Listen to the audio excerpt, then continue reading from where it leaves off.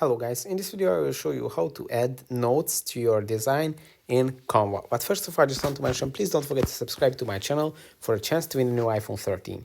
So let's jump into it. First, open the Canva app. Then to add notes, you can tap on the bottom left corner, as you can see, notes.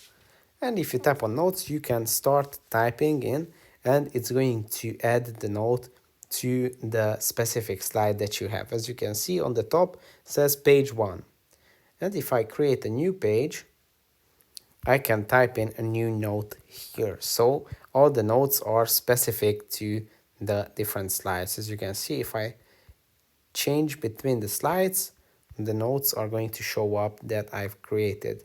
So this way you can create notes for yourself, for your presentation or your design.